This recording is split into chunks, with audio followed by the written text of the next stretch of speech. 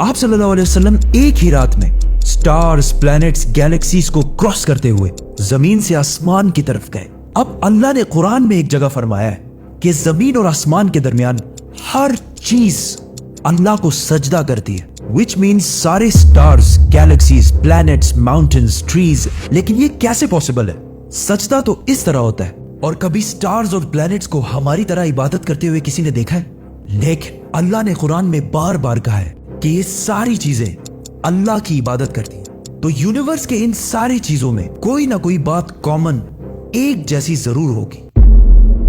आज से बहुत साल पहले पूरी दुनिया का ये ख्याल था कि जमीन, अर्थ ही दुनिया का सेंटर है और जमीन तो साकिन है बेटा, जमीन रोटेट करती ही नहीं है, जमीन गर्दिश नहीं करती। लेकिन आज से 400 साल पहले गैलीलियो, जो एक इटालियन साइंटिस्ट थे, उसने दो लेंसेज को अलाइन करके रखा तो उसे पता चला कि ऐसे करने से दूर की चीजों को करीब से देखा जा सकता है। छोटे लेवल पर टेलीस्कोप्स दुनिया में पहले भी मौजूद थे, लेकिन इन्हें सिर्फ फौजी और समंदरी सफरों में यूज किया जाता था। लेकिन गैलीलियो ने इसी टेलीस्कोप को इंप्रूव करके इंसानों की तारीख में पहली दफा इसका रुख आसमान की तरफ किया, जिससे उसने दुनिया से पहली बार सूरज और चांद को बिल्कुल करीब से देखा।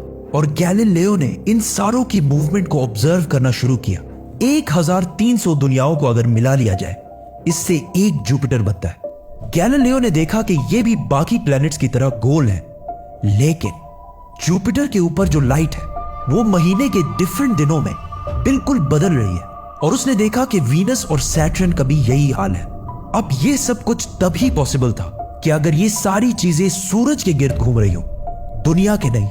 गैलीलियो ने ये बातें पूरी दुनिया को बताई कि यूनिवर्स का सेंटर दुनिया नहीं बल्कि सूरज है। लेकिन इस बात को सुनकर यूरोप के सारे चर्चेस उसके दुश्मन बन गए, क्योंकि उस जमाने के पोप का ये ख्याल था कि जमीन ही यूनिवर्स का सेंटर है। और सिर्फ पोप का नहीं, पूरी दुनिया का ये ख्याल था। जमीन तो साकिन है। जिसकी वजह से गैलीलियो को चर्च से ये सजा मिली कि वो हमेशा के लिए घर में बंद कर दिया जाएगा। लेकिन गैलीलियो ने अपना काम जारी रखा और उसकी इन रिसर्चेस को बाद में पूरी दुनिया ने माना। इवन पोप ने भी गैलीलियो के मरने के 350 साल बाद पूरी दुनिया के सामने उससे माफी मांगी और कहा कि हम गलत थे और आप सही थे।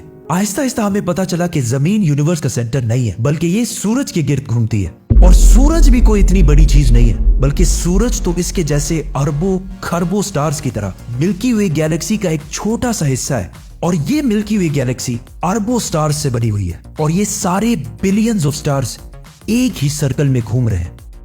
हम तो सूरज के गिर्द घूम रहे हैं, तो सूरज जैसे अरबों खरबों स्टार्स मिलकर किसके गिर्द घूम रहे हैं? Super massive black hole. Have a supermassive black hole at their center.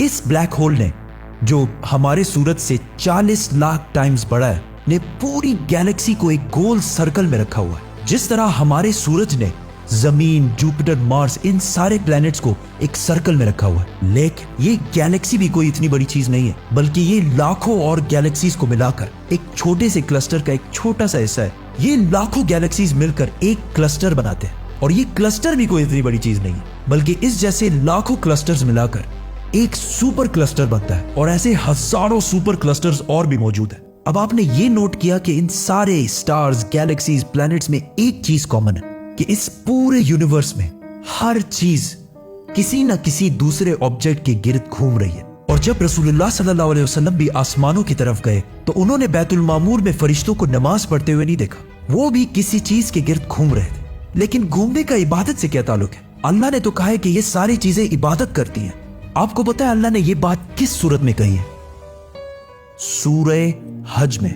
हज में मुसलमान पूरी दुनिया से इस्लाम की सबसे मुकद्दस और होली जगह काबा के पास जाते हैं और बार बार इसके गिर्द घूमते हैं। अब इस सर्कल करने का मतलब क्या है?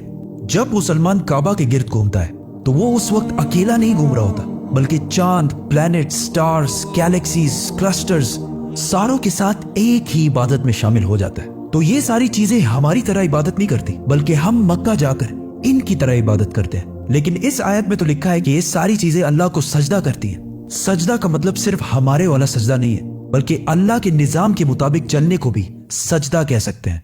लेकिन अल्लाह ने इस आयत में सिर्फ स्टार्स, गैलेक्सीज और प्लैनेट्स का नहीं कहा, बल्कि हर चीज, पहाड़, दरख्त, जानवर, सब का कहा है। ये तो सर्कल्स में नहीं घूमते। आज से हजारों साल पहले एंशिएंट ग्रीस में ये कॉन्सेप्ट बना कि कायनात की हर चीज एक बहुत ही छोटे पार्टिकल एटम से बनी हुई है, जिसको फिर 2000 साल तक पूरी दुनिया भूल गई। लेकिन आज से 200 साल पहले इस कॉन्सेप्ट पर रिसर्च दोबारा शुरू हुई और साइंसदानों की रिसर्च से पता चला कि एटम सबसे छोटा पार्टिकल नहीं है, बल्कि इसके अंदर और भी पार्टिकल्स हैं, जैसे प्रोटॉन्स, न्यूट्रॉन्स, इलेक्ट्रॉन्स।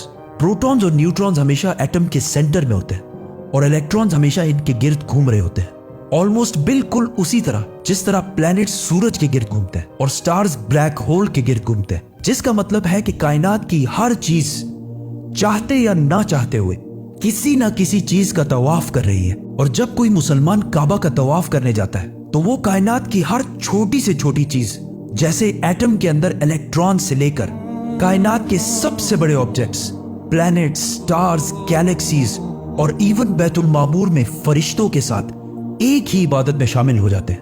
हो सकता है इसीलिए इस्लाम में तवाफ करना सबसे बड़ी इबादत है। तो जब सूरह हज में अल्लाह ने फरमाया कि ये सारी चीजें मेरी इबादत करती हैं, तो ये हमारी तरह इबादत नहीं करती, बल्कि हम मक्का में काबा का तवाफ करके इनकी तरह अल्लाह की इबादत करते हैं। लेकिन इन सारी चीजों का तवाफ करने का एक फिक्स टाइम है और जैसे ही ये टाइम पूरा होगा तब हर शख्स मालूम कर लेगा कि वो क्या लेकर आया है। सब्सक्राइब।